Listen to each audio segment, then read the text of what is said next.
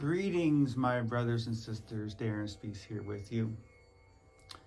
In the last video, we were talking about the story of Yah and understanding that Yah is literally the one alone. It is all being. It's essentially all of us. And it was talking about how literally it's known as the one alone. So essentially, what you can understand this, I was talking about the crown chakra, that the crown chakra is neither male nor female. It's non-dualistic. It's one, and that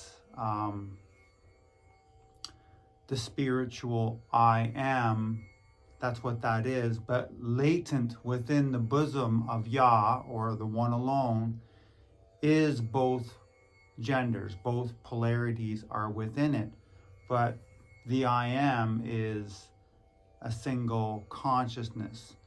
Now, each of us has the ability to, we're connected to that, so we all have that ability. But we're going to continue on in the story, and so it's talking about the one alone, Yah, the story of Yah.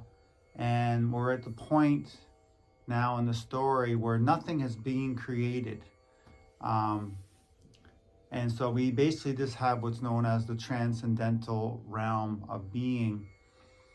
And I'm going to paraphrase a little bit here, just so I don't have to read so much.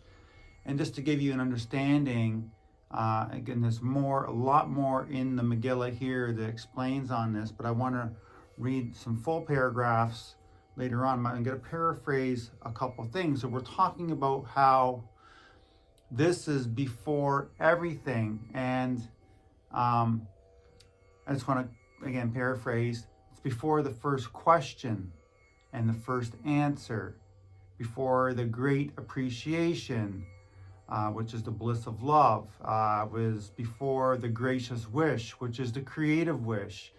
It's before the divine plan.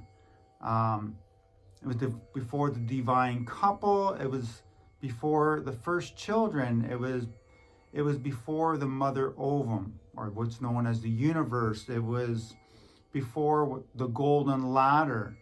The golden ladder is known as, you can understand, it's a ladder of consciousness, a ladder of being. It was before the great freedom, and it was before the great danger. It was also before the means of intervention. It was before the spiral dance. This is the spiral dance, or if you understand, if there is an actual blueprint to our creation, you can just look out and see it in nature. It's a sacred geometrical pattern. You can see it in absolutely everything. Just cut open a piece of fruit or look at a tree. You see this sacred geometrical pattern. It pops a particular pattern. And this happens with frequency. Look at cymatics, all that stuff. Even getting into what's known as the Fibonacci code, the ratios between certain things. I explained before in other videos of mine that, like, the distance from this part of your finger to this part of your finger to this part of your finger to this part to your wrist, from your wrist to your elbow, from your elbow up here, everything is in proper ratio, which relates to the spiral dance, the Fibonacci code, sacred geometry. A huge subject to get into. Anyways, before that, it was before all other things, yet everything that would ever be was latent within the bosom of Yah. So everything is contained in Yah, in the one being. And everything, I like to almost look at that Yah, being this one being, has this infinite realm of possibilities. And you're going to learn about that later on, called Ein Sof. And I imagine Ein Sof like the magician's top hat, where the magician can pull the rabbit out of the hat, or he can pull things out of this hat. It's like our when you call it the magician too, think about our imagination. Magician, right? Again, too, that's a whole talk on its own. The magician is essentially a wise one or a wizard. Also, think about this: the magi are wise men. So there's a lot to unfold here. As you can see, those are whole discussions we can go into as well, understanding what that is, who we are. Because essentially we are all crowned in Yah, the one alone, the spiritual I am.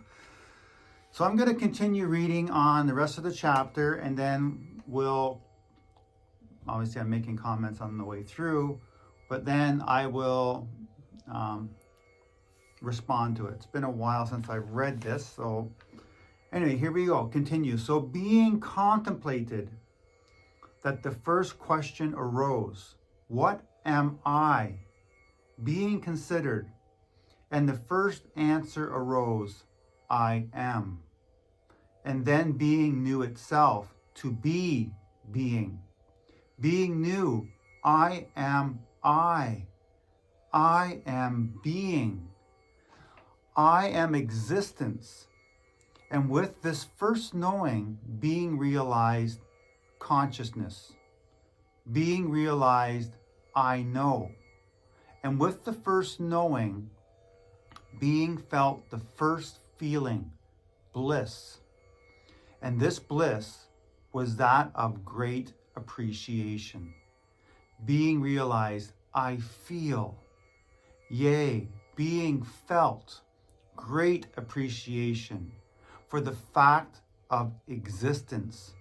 I feel grateful that I be. I feel ecstatic that I exist. I feel blissful that I am. I love that which I am. And being new, I exist eternally. I consider the facts of my existence. I feel profound feelings. I am existence. Consciousness and feeling. And that which is conscious is the divine mind. And that which feels is the divine heart. And that which is the source and crown of each is Yah, the Omen. The first question was motivated by interest. And through the first question, consciousness had been realized. And a name for consciousness is divine mind. And divine mind was interested. Yea, that which was first interested was the divine mind. And divine mind remained interested. Lo, divine mind realized, I am interested. And so the divine mind continued to contemplate and consider.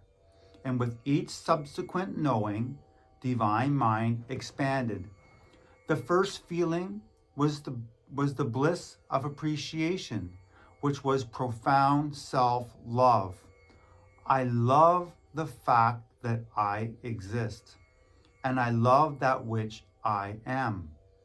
I love being. And a name for the feeling nature within Yah is the divine heart. And the divine heart continued to feel feelings in union with thoughts of divine mind. And with each feeling, the divine heart expanded. And that is the end of the first chapter. It's a very short chapter. And there is a footnote here, and as you notice, we passed by the three words existence, consciousness, and bliss. And there's a footnote sort of attached to that. And I just want to say here, it says, in the above verses, being has realized itself as existence, consciousness, and bliss. It is worth noting that in the Vedic tradition of India, deity is described in Sanskrit as Sat, existence, Chit, consciousness, and Ananda, bliss. Sat, Chit, Ananda. Existence, consciousness, and bliss.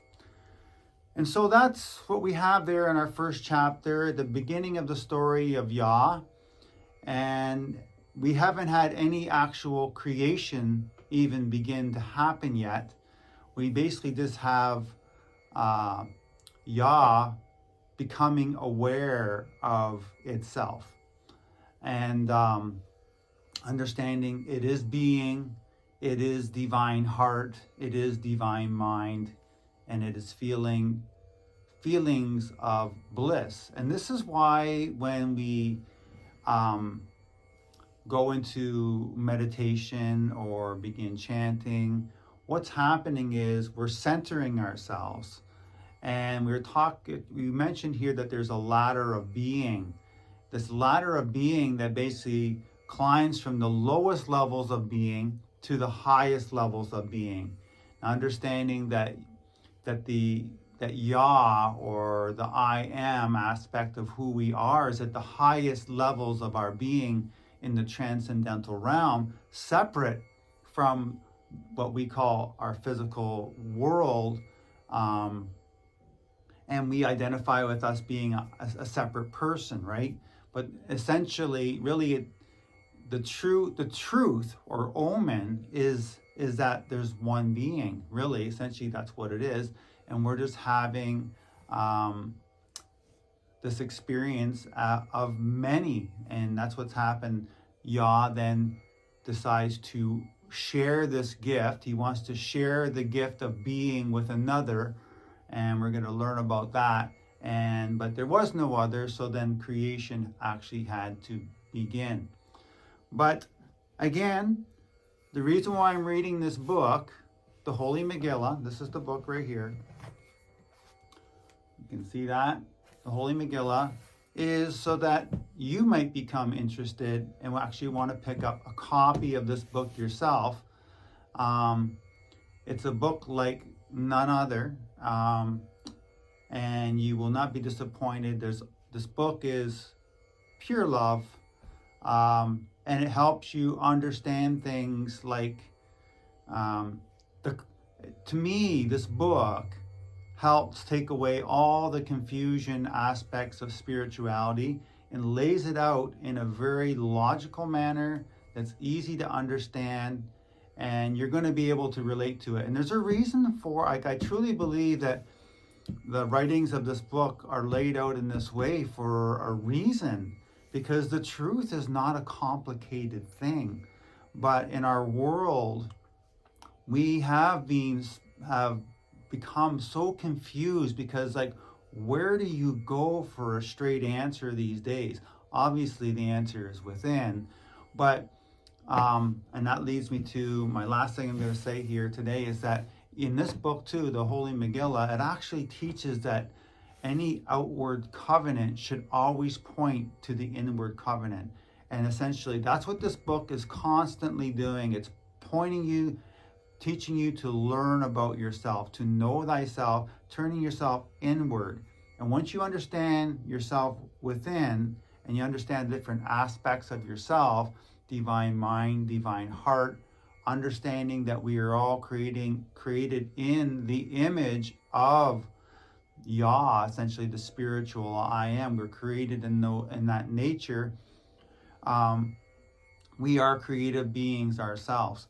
Anyways, my friend, I'm going to sign off there, and I hope you click on the link below here to pick up this through the email, or go check out the website on for the Nazarene Essenes, the Essene Church of Christ, and we'll talk to you soon. God bless.